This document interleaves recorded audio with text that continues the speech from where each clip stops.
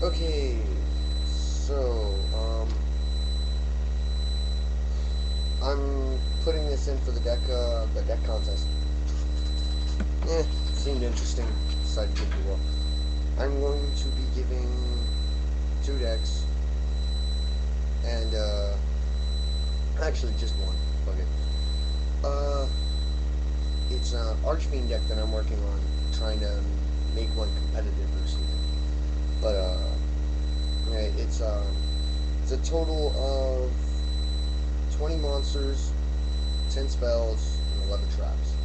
Yeah, I have it all written down. You have 4 tributes in there, I think.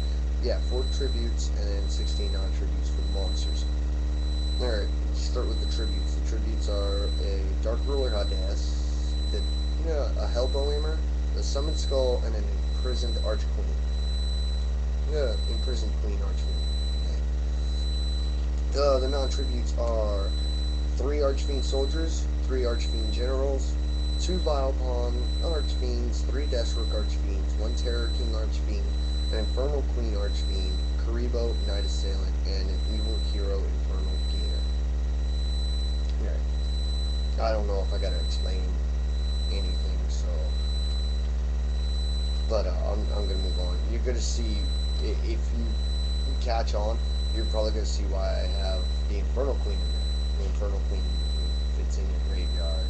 While Pandemonium's on the field, you get to add like 1,000 attack points on your one Fiend or Archfiend type monster. So, let's go to the spells and traps. Okay, like I said, there's 10 traps, 10 spells.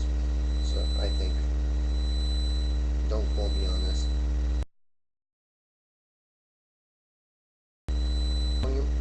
2 terraforming, which allows you to bring Pandemonium. So in other words, with 3 Archfiends and the 2 terraformings, you have 5 ways to bring out Pandemonium on the field. Then there's a field barrier to protect your Pandemonium.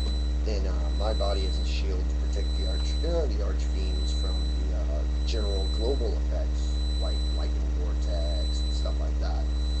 Because, let's face it, they can't protect themselves from global field effects, only stuff that targets them normally. Okay, then there's a Foolish Barrier. This is for the Archqueen. You put it straight through. Then you activate the Foolish Barrier, put the Imprisoned Queen straight to the graveyard, have Pandemonium on the field, and boom. There you go. There are 2 checkmates for your Terror King to attack directly. And there's an Axe of Despair, a Big Bang Shot for the piercing abilities, and the whole... Okay, you're in defense mode, I don't give a crap, I have this. This makes my attack points go through your defense points, and blah blah blah, you still lose life points. Bang. And then there's the Tribute to the Doom, get rid of any blah. Pesky little things. For the traps, there are 3 Solomon's Law books to skip your standby phase, thus pretty much if you ain't got Pandemonium on the field, you have Terror Kings, and then you have Archfiends on the field. You activate one of these, boom, skips your standby phase, helping your life points. Alright, that's a little way around it. Yay! Then there's a Hate Buster, which, if I remember right, it's pretty much when they attack, you activate it, you destroy the attacking monster, and the monster that's going to get attacked, and the monster that's going to get attack points get dished to your opponent's life points. I think so. It's been a while.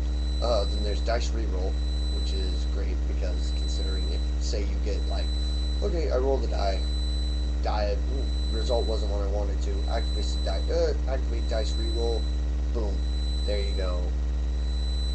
You get to reroll again. Hopefully you get your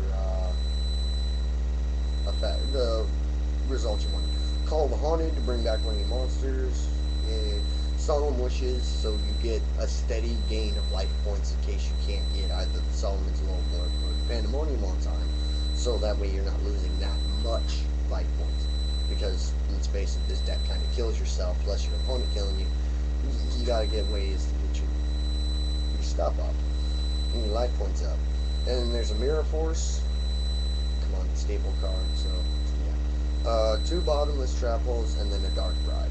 Dark Bribe's better than 7 tools, because let's face it, you're already losing life points. Why are you going to lose life points with 7 tools when you just activate Dark Bribe and all you got is, let's face it, all your opponent draws a card. Not a big deal. Okay. I'm going to skip back to the monsters since we have time. But like I said, the Archfiend Generals, okay, let's face it, they're 4-star, 21 heroes, and you can discard them to bring your Pandemonium in. Those 3 with terraforming, you can get Pandemonium out right quick. The Archfiend Soldiers, 4 stars, 19 attackers, no effects, which means unlike all the other Archfiends, you're not losing life points. And you got some pretty high attack. Some Vile Pawns. The 2 Vile Pawns are so pretty much they're your stalls. Not technically stalls. What am I talking about? But you put in the Vile Pawns and you have them on the field. Your opponent cannot attack any other Archfiend cards except for the Vile Pawns. So those are good for keeping your Archfiends around for a while. Death Rooks, 3 Death Rooks. Well, let's face it, sometimes your Terror King is going to be sent to the graveyard. So just discard your Death Rooks and boom, Terror King comes to the field. The Infernal Queen, let's see, 1,000 every standby page. 1,000, I think it is. Hold on, let me grab the card. Controller page, blah blah blah blah blah blah blah blah blah blah blah blah blah blah.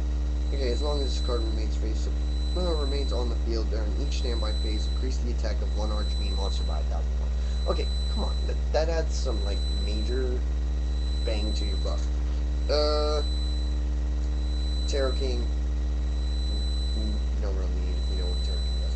Kuribos to protect your life points. Night Assailant is get some flip monsters and stuff like that. The Infernal Hero Gainer, send it from play for 2 of your standby phases, and a monster gets to attack twice each battle phase. Dark Ruler Adeus is for support to help you out with, okay, say they got some pesky ass effect monsters. Boom. Dark Ruler Adeus on the field, you ain't got to worry about it anymore. Combo Eamer is pretty much to whittle down their hand and make sure they can't really get anything good. So, and you're doing all this stuff. Summon Skull, it's a 1-star, it's a 1 tribute, 1-star, it's a 1 tribute, and it's 2,500 attacker, and no effect, so you ain't gotta worry about any backlash. It's way better than that Archfiend Lightning thing. The Imprisoned Queen, like I said, when it's on the field, and when it's on the graveyard, and Pandemonium's on the field at the same time, you get to power up one of your Archfiend monsters or one of your Fiend monsters, I think, by 1,000 attack points, which is really good considering you pull the Foolish Burial. Put your Imprisoned Queen in the graveyard, and get Pandemonium on the field, and boom, activate this effect.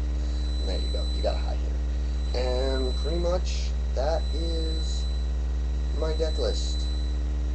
It's a Dark Ruler Adeus, 1 Hellbow Eamer, 1 Summon Skull, 1 Imprisoned Queen Archfiend, 3 Archfiend Soldiers, 3 Archfiend Generals, 2 Vile Pawn Archfiends, 3 Deathstroke Archfiends, 1 Terror King Archfiend, 1 Infernal Queen Archfiend, 1 Kuriboh Archfiend, 1 Kuriboh, 1 Night Assailant, 1 Infernal Hero Gainer. Those are the monsters. The spells are 1 Pandemonium, 2 Terraforming, 1 Field Barrier, 1 My Body as a Shield, 1 Foolish Burial, 2 Checkmates, 1 Axe of Despair, 1 Big Bang Shot, 1 Tribute to the Doom. The traps are 3 Solomon's Lull books, 1 Hate Buster, 1 Dice Reroll, 1 Call of the Haunted, 1 Solemn Wishes, 1 Mirror Force, 2 Bottomless Trap Holes, and 1 Dark Bribe. And that's about it. That's all we have for right now. I will catch you guys later. Peace.